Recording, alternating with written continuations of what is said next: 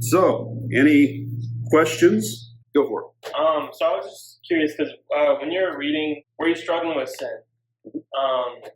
And how we were kind of like diving into like Genesis a little bit, and how God created us in His image, and His image is perfect.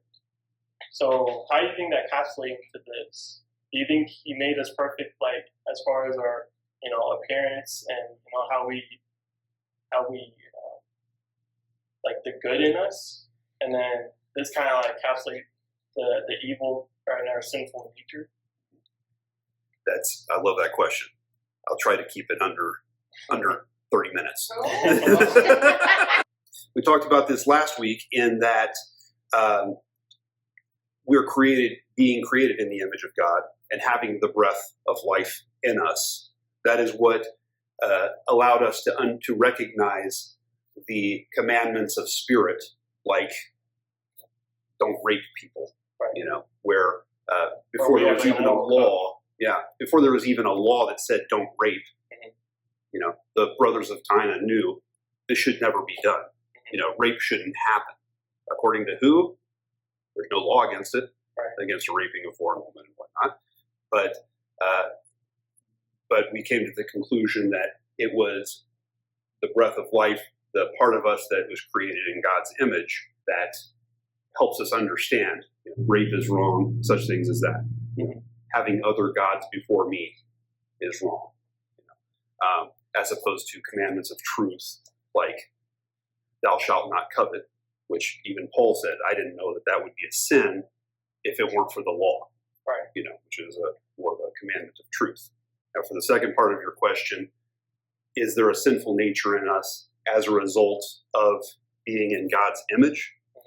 You're getting into something, if you've heard of the Colossian Heresy. This is you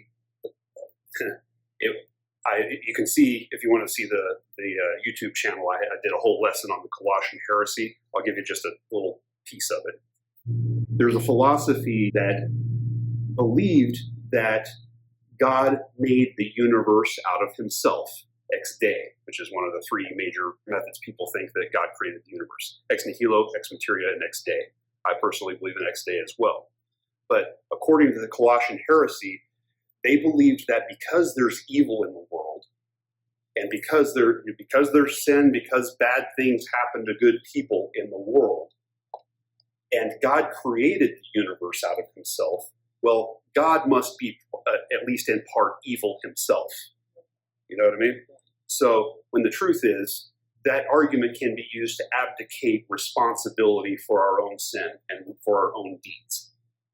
You can say, well, there's no way that I can take any kind of responsibility whatsoever for myself or for this evil in the world because, the God that created me is partially evil Himself, and He created the world out of Himself. When the truth is, it does not put any responsibility on the man and the woman for making the mistake that they made. Does that make sense? Yeah. All right. That answer your question? Yeah. All right. So that's the shortest answer version of that answer I could give it. But if you want to see the long answer, look on the Meet Bible Study. I believe the title of it is something. It has something about the Colossian Heresy in it. So, all right, groovy.